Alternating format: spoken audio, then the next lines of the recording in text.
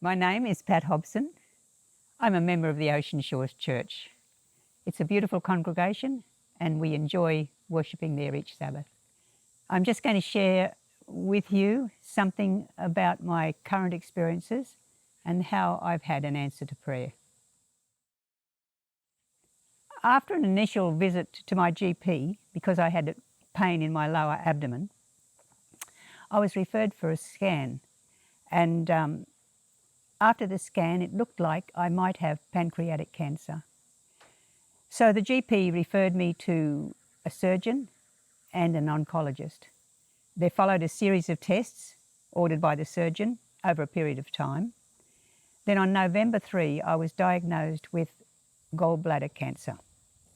My first reaction was disbelief. Then, well, this couldn't be happening to me, but in actual fact it was. When reality set in, I was shocked. My imagination ran wild and I was filled with dread, repulsion and fear. At this stage, I was praying for peace and courage to face what lay ahead. In consultation with the surgeon and on his recommendation, I came to the conclusion that the best option was an operation to remove both the gallbladder and part of the liver. The operation was scheduled for Friday, November the 11th. Ray dropped me at John Flynn at 2 p.m. that day. Once in line, it's a series of procedures that get you ready for the operating theatre. True to his promise, I felt God's presence and was at peace. That very morning, Friday the 11th of November, we had our usual morning watch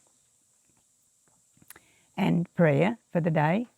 During the interim between diagnosis and the operation, we continued this practice. I was sort of looking for guidance and answers to what was happening to me. The real answer to my prayers came on the very morning, Friday the 11th. The reading of the day was titled, "You Will Get Through This." This verse from Psalm 16 verse 8 says, "I know the Lord is always with me. I will not be shaken, for he is right beside me." I'll just quote a few sentences from the reading. In the psalm, David tells how he got through hard times. And it says, "I know the Lord is always with me. I will not be shaken, for he is right beside me. No wonder my heart is glad and I rejoice. My body rests in safety." So instead of denying reality or trying to white-knuckle your way through it, realise that the Lord is with you and draw from him the strength you need. It is difficult to endure hardship at the best of times, but when you don't understand why, it can be frustrating. God doesn't give us lengthy explanations about how he works. Continue to seek an answer in his word or through prayer and the counsel of others, and remember, God promises that he will never leave you nor forsake you, and we're told that in Hebrews. So be encouraged, you will get through this. So from that time forward, I did have peace that I'd been praying for.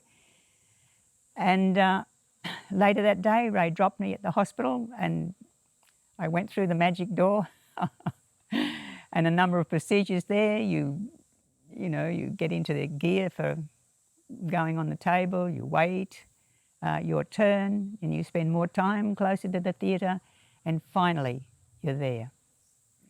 I'm not sure how those people who don't recognise God can get through these times, but we are just so blessed to have what we do have, and I praise God for that.